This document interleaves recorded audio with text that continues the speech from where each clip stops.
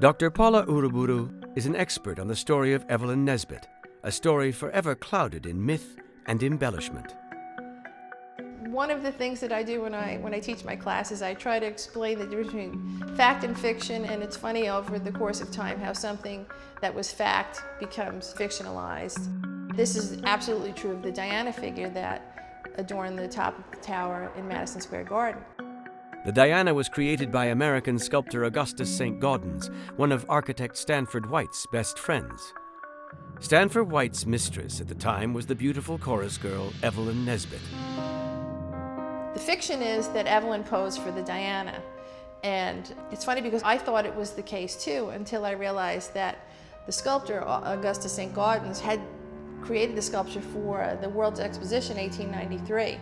Evelyn was 5 years old at the time, so she never posed for it. In reality, White and St. Gaudens created the statue as an affront to Anthony Comstock. Comstock was head of the Society for the Repression of Vice and a major thorn in the side of millionaire playboys like White. White and St. Gaudens were furious that Comstock was trying to clamp down on all of their fun. St. Gaudens designed the statue. White has her up on top of his garden. And the joke was at the time, everybody in the Madison Square Park, young men who had their field glasses because they're all trying to see, because it was really high up on this tower. You know, this is the age when a glimpse of stocking was shocking, and here's this nude figure of this woman, and the sun is shining on her. So you had this Diana who was revolving around the city looking out over New York. And at night she was illuminated with these huge arc lights that White designed, just to spite Comstock. Day or night, she's blazing out over the city. You couldn't miss her.